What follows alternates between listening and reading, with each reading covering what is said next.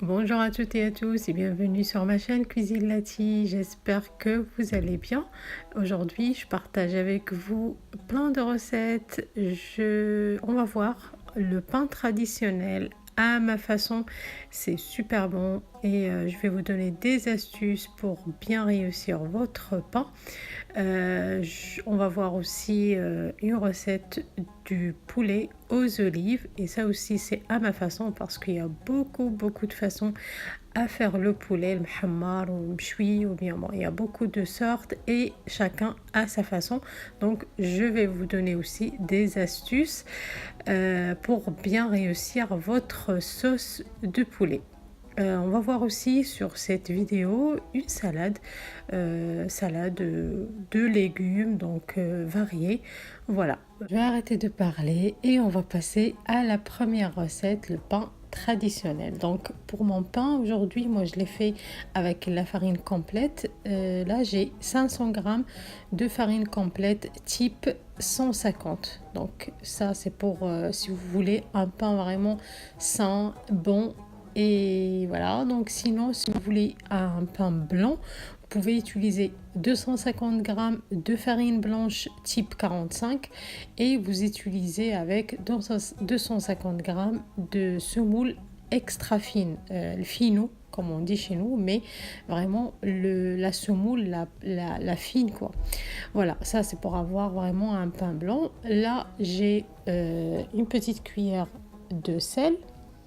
Et soit on utilise 30 g de levure boulangère fraîche ou bien 10 g de levure comme ça, la levure sèche, comme vous voulez, ce que vous avez. Donc 30 g de levure boulangère fraîche ou bien 10 g de levure sèche et j'ai 300 g d'eau tiède.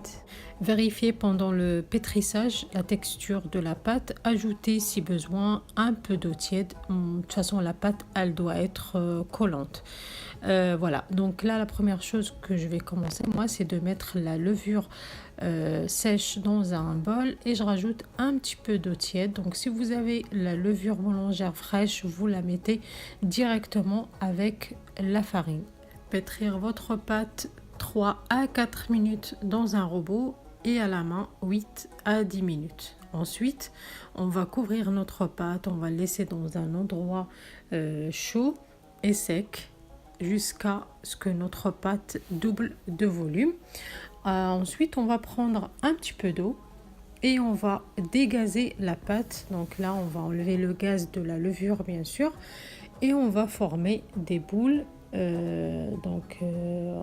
En mouillant vos mains, vous formez des boules, vous saupoudrez soit de la farine complète, soit de la semoule fine, comme vous voulez. Moi ici j'ai utilisé le son de blé, donc pour rester vraiment dans un pain sain. Si vous faites vos pains avec, comme je vous ai dit au début, moitié farine blanche, moitié semoule fine, donc là vous pouvez utiliser la semoule fine pour le façonnage. Voilà, donc vous formez vos boules. Moi ici j'ai obtenu 4 pains moyens, donc vous pouvez avoir même 8 petits pains. On va les mettre sur une plaque et papier cuisson. On va saupoudrer soit de la semoule ou bien la farine. Et voilà, donc on va aplatir nos pains tout doucement. Et ensuite, on va les laisser lever aussi une deuxième fois dans un endroit sec pendant 15 à 20 minutes. Après ça, vous allez les piquer avec une fourchette, faire des 3 ou 4 pics avec la fourchette. Vous allez chauffer le four à 250 degrés et enfourner pendant 15 à 20 minutes. Bien sûr, surveillez la cuisson. Donc ça dépend, chacun son four. Moi ici, j'utilise mon four chaleur tournante, 250 degrés et ça me prend 15 même maximum 15 minutes, mais entre 10 et 15 minutes. Donc, mais chacun son four, donc vous surveillez bien sûr la cuisson.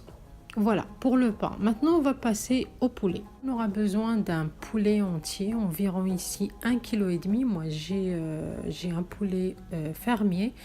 Donc pour nettoyer votre poulet, moi j'utilise la peau du citron vert. Donc je râpe la peau et je laisse mon poulet dans l'eau et le zeste de citron pendant 1 heure, bien trempé avec le jus du citron. Ensuite je rince mon poulet, je le laisse égoutter et je le mets de côté.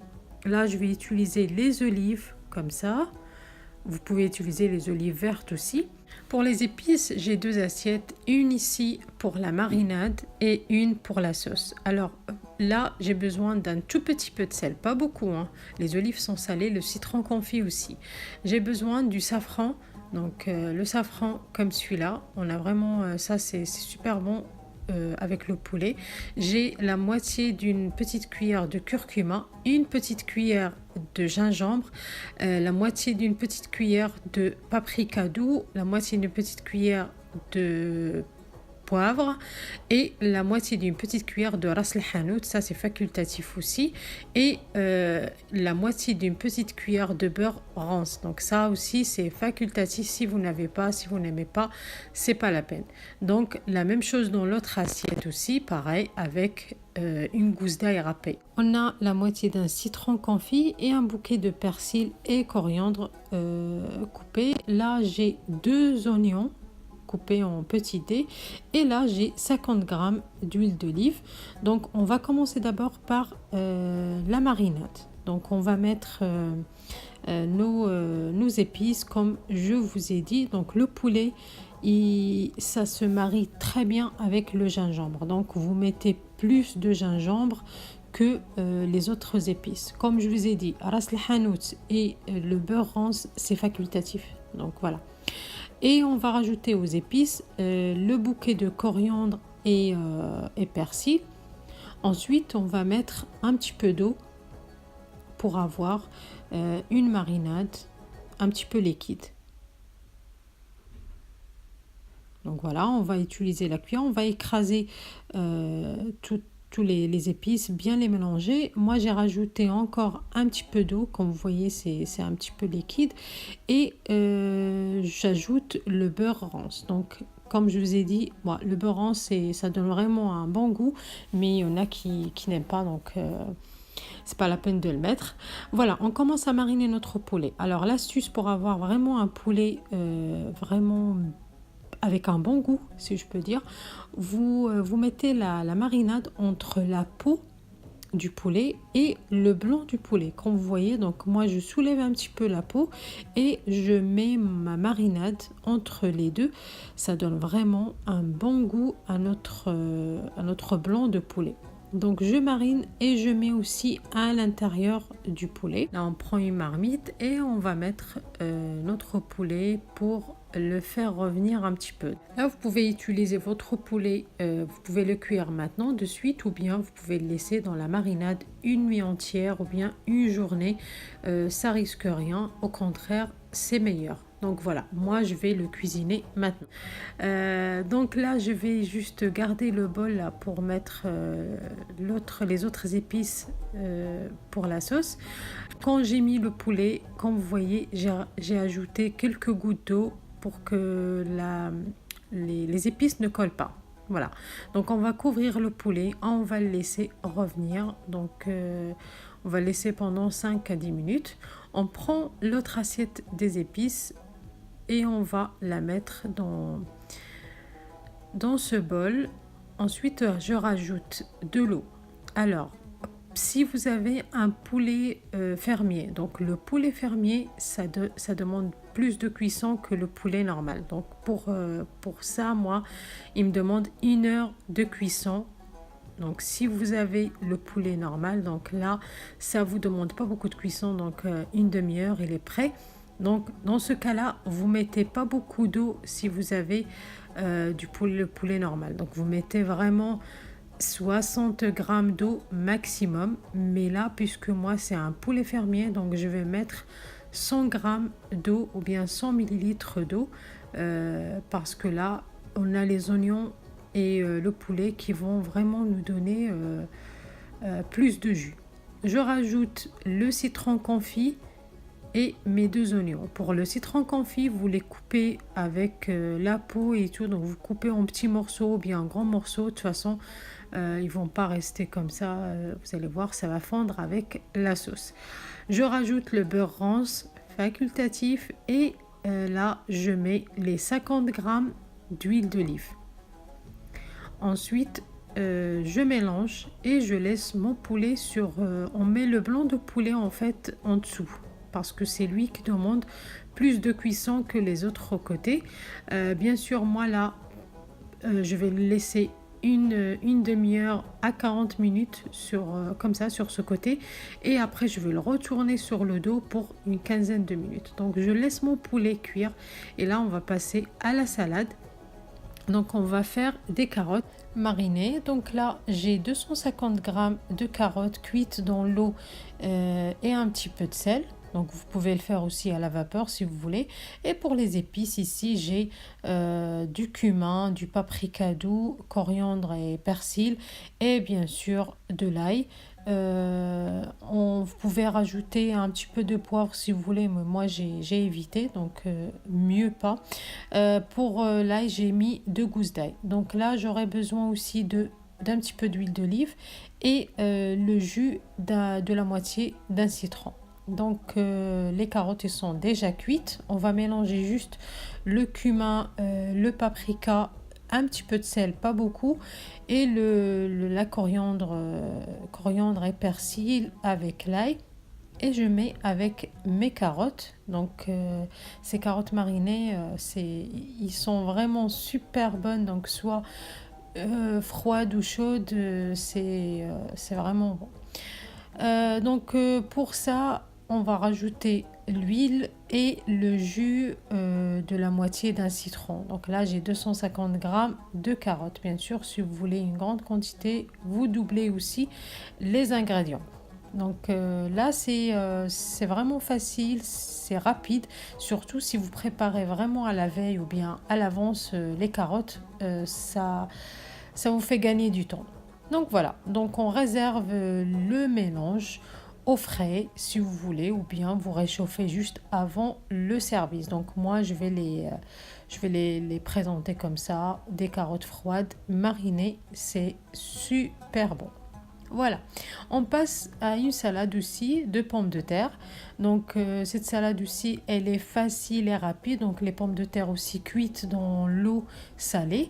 Vous rajoutez un petit peu d'oignon et un peu de coriandre, persil ciselé.